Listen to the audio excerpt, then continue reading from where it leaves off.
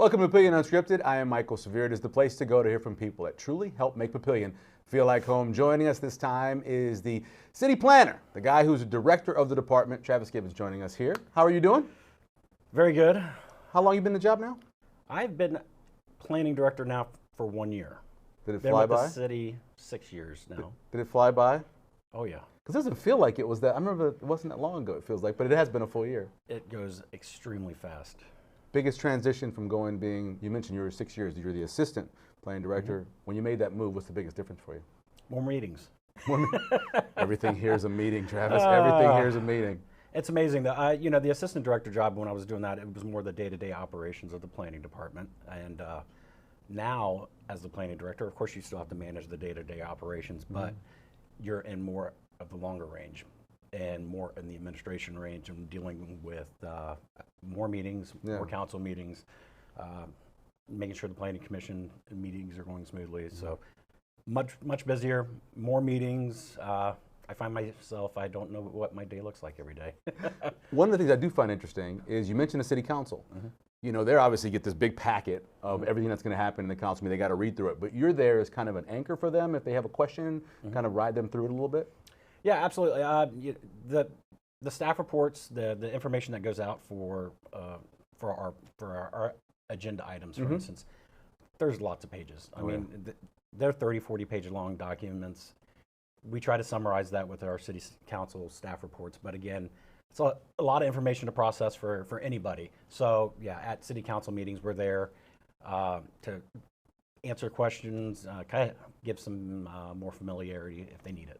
I remember hanging out in the city of Omaha a little bit with the planning one time when they were going through building the Dodge Expressway, and they were looking 20 years down the road. What kind of traffic are we going to have? Who's going to move out there? What are we going to need? How far out are we looking when you say long range? Long range is that 20 to 25 year period. So our comprehensive plan, when we do that, it's a 20-year vision that we look at. So at this point, we did a new future land use map recently in 2022. So that's good, probably, I would say, to 2040. And that anticipates all the growth for Papillion and within our boundary areas, looking south of 370, assigning land use categories and to guide growth for the next 20 years. And again, it's a living document. We'll have to amend it over the next, every year you have to amend it. You get projects that come in that need amendments, but because no plan is perfect, so we have to modify it as necessary. At this point, according to the signs, about 24,000 people in Papillion. You add the SIDs and all that in, and then you look at 2040. We're talking like 50,000, 60,000 people in Papillion? When you look at ETJ along with the city limits population, what is ETJ? That is the extraterritorial jurisdiction. So it's a 2-mile buffer outside of the city limits, going out. So we go all the way out to I-80, all the way to Cape Hart, down even to I-80, like near 192nd. We're really close to that. The ETJ gets as close to Cape Hart Road as well, south.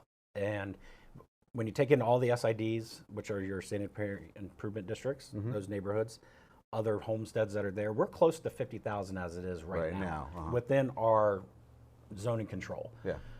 Looking at 2040 and the way things have been going, we're probably going to be about 75,000 by that time. When you saw, and I know this is right kind of when you first started, when you saw the new sewer improvement plan go in and the 5-city plan with Sarpy County, you look at something like that. How much of a does that change your job when that started? Well, actually, that just opened the floodgates for development. So south of the ridge, of course, the ridge line is that high peak. So in the topography, so everything north of that ridge line, that's our sewer flows. They go north to Omaha. When it was south of the ridge line, there was no infrastructure in place for that sewer capacity. So development was limited south of the ridge line. So really large lot, single family developments that are on septic systems, wells, that type of thing. Now with the sewer agency being in place, that opens up the door for the development to come through with modern infrastructure. And now sewer lines go in, water lines can go in, you get streets, it's urbanized development. So that opens the door, then gives us plenty of things to do for the next 20 years. Sure, even the surrounding towns, right? You drive through Springfield, there's just sewer stuff laid out for miles. And that's part of that. So, I mean, they're building the construction of what they're called interceptor lines along Highway 50. They're going to go up 72nd Street south near Cape Hart. So that's where one of our first developments is that Oak Leaf development. Where'd you grow up? I grew up in Vero Beach, Florida. So if you don't know, Vero Beach, Florida was Former Saints training camp, by the way. Saints and Dolphins?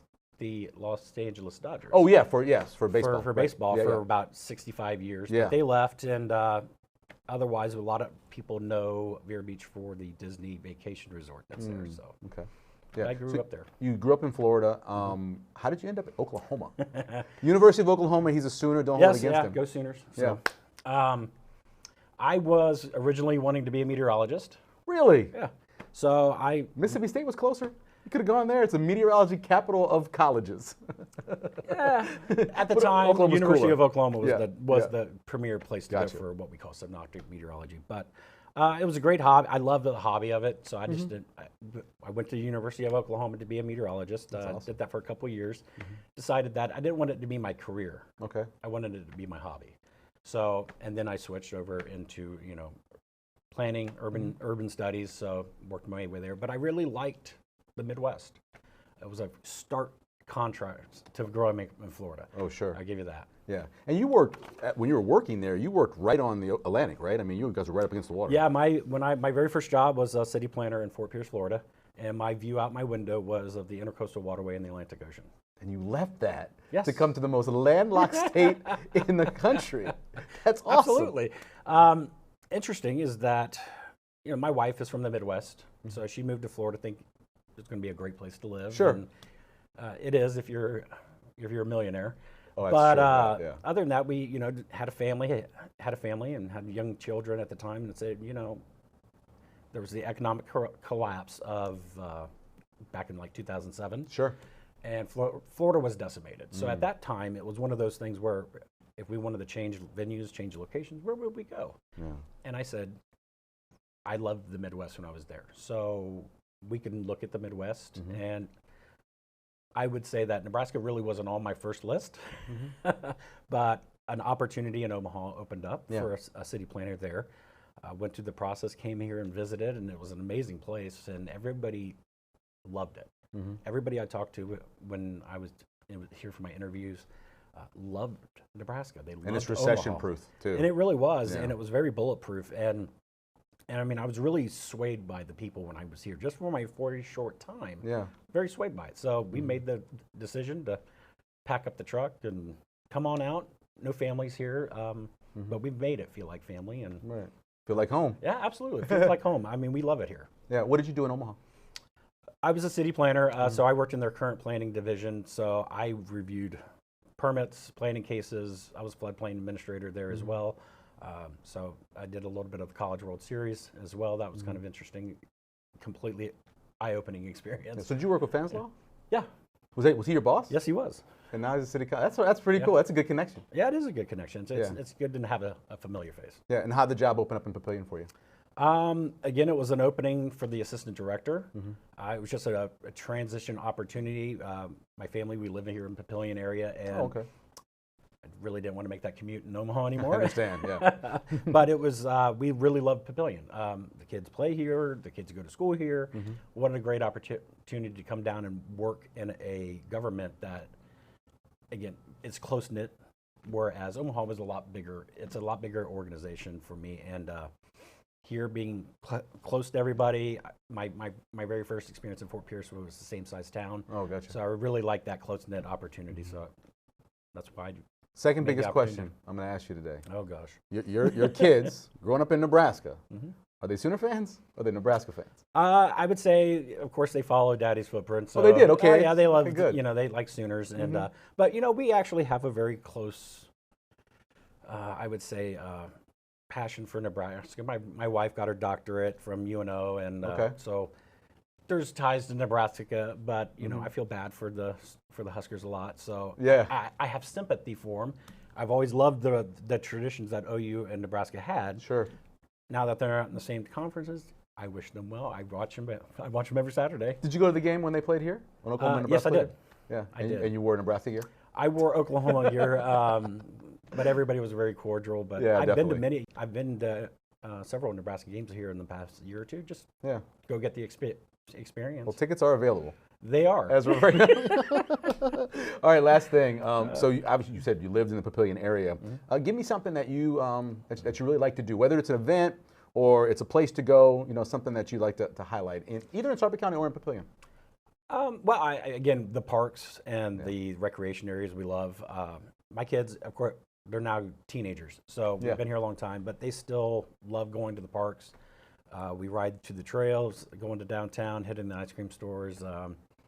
You name it. It just kind of meandering all over the town is what we do. So we really enjoy that. Yeah, the ice cream stores are okay. It's not bad. It's nice after a long bike ride. I was gonna say that you ride the bikes and then swing by either one of them. Absolutely. Yep. Travis, we appreciate it. Yeah. Wasn't that easy? Yeah. Yeah, it was. That was simple. He didn't want to do it. Join us next time when we will again speak with someone who makes Papillion feel like home.